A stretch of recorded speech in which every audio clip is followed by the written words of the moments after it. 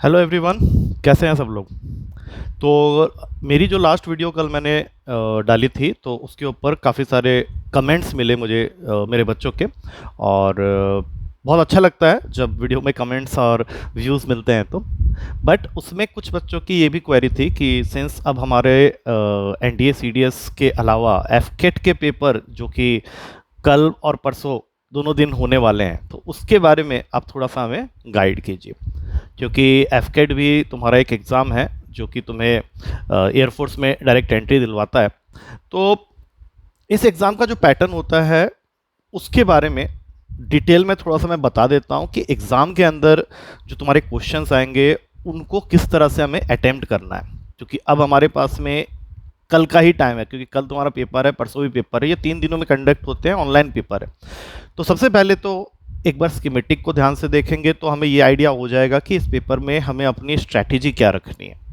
तो total questions इसके अंदर आते हैं 100, जो कि हमें 2 घंटे में करना होता है। और पैटर्न के हिसाब से ईच क्वेश्चन कैरीज 3 मार्क्स। अगर मैं सेक्शनल क्वेश्चन वाइज चलूँ तो इंग्लिश के टोटल क्वेश्चंस इसके अंदर आते हैं 30, जो कि कंप्रेहेंशन, वोकाबलरी और ग्रामर को लेके बनता है। उसके बाद आते हैं जीके के अंदर जीएस पार्ट।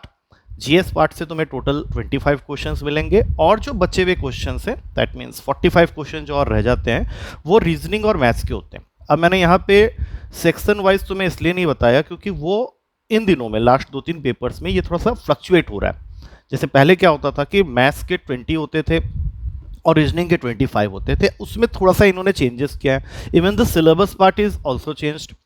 पहले मैथ्स के सिलेबस में मेंसुरेशन, ज्योमेट्री और प्रोबेबिलिटी नहीं था, जो कि लास्ट 2-3 पेपर से इंट्रोड्यूस कर दिया गया, जिसकी वजह से ये जो 20 क्वेश्चंस मैथ्स के मैं कह सकता था वो कई बार फ्लक्चुएट होता है। तो यू कैन से कि इन टोटल मैथ्स और रीजनिंग मिला के तुम्हें 45 क्वेश्चंस मिलेंगे।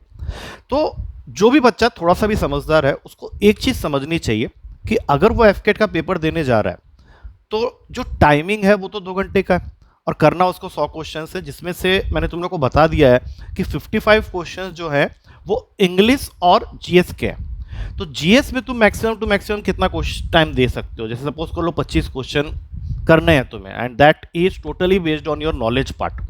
तुम्हें क्वेश्चन का आंसर पता है तो ठीक है, अदरवाइज वहाँ पे कोई तुक्का मारने वाली टेक्निक मत लगाना।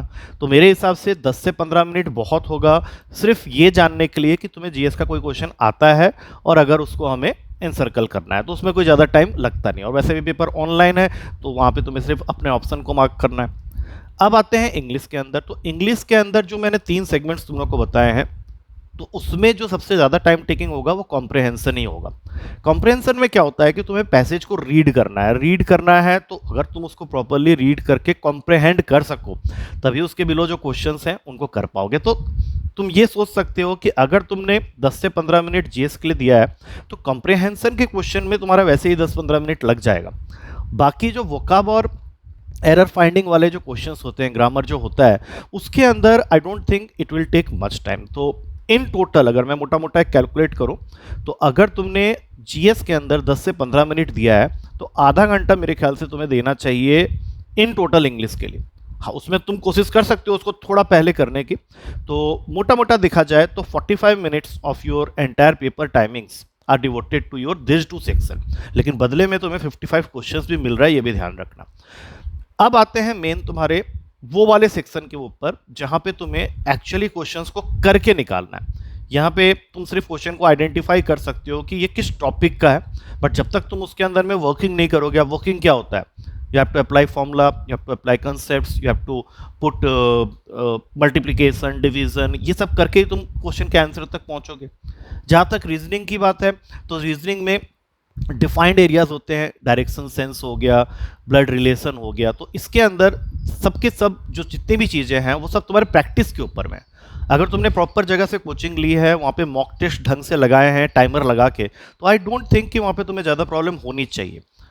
Finally being a maths teacher मैं मैथ्स में आता हूँ। मैथ्स में जो टॉपिक्स तुम्हारे एफकेट के सिलेबस में है तो वो क्या क्या है, अगर एक लाइन से देखें तो number system, HCF LCM, percentage जिसमें बेसिक परसेंटेज के क्वेश्चन होते हैं, plus profit and loss, SI and CI. उसके बाद आ जाओ ratio and proportion, average, time and work, speed, distance and time.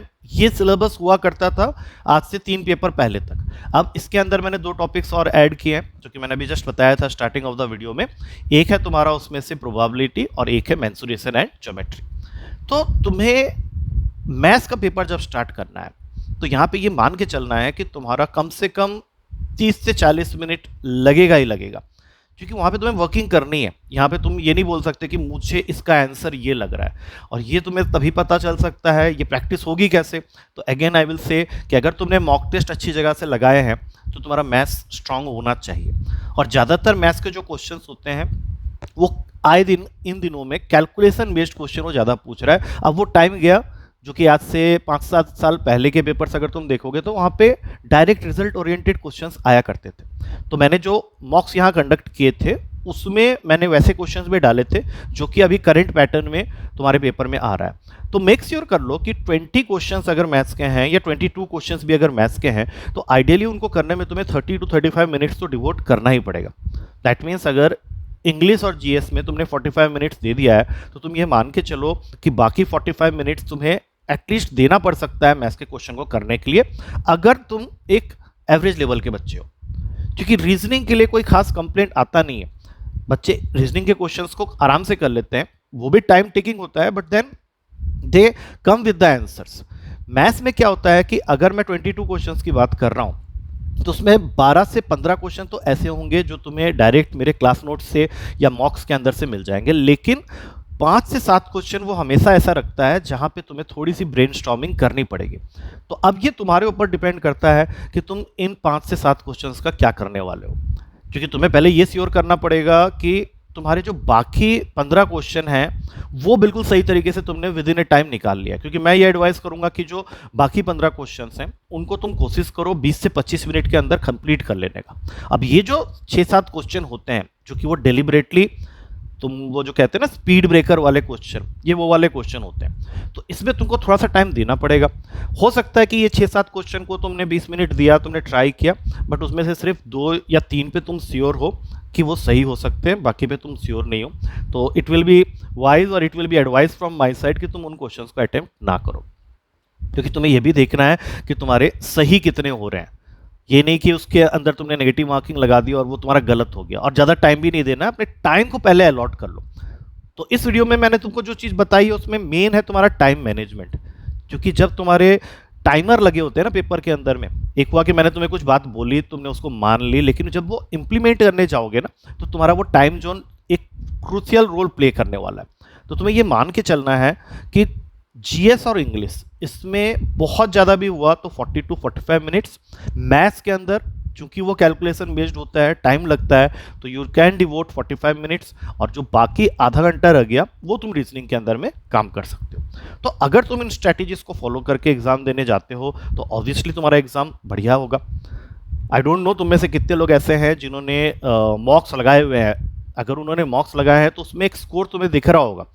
तो जो कट ऑफ अभी आए दिनों में आ रहा है वो थोड़ा सा फ्लक्चुएटिंग है, तो you have to be sure about कि तुम्हारा जो कट ऑफ है इतना जरूर होना चाहिए कि इट शुड बी अबव 150 और 160, क्योंकि अगर तुम उससे नीचे स्कोर कर रहे हो तो it's a bit dicey paper. और जो भी बच्चे मेरे या जो भी पेपर देने जा रहे हैं कल, उन सबको मेरी तरफ से ऑल द बेस्ट विशेस है।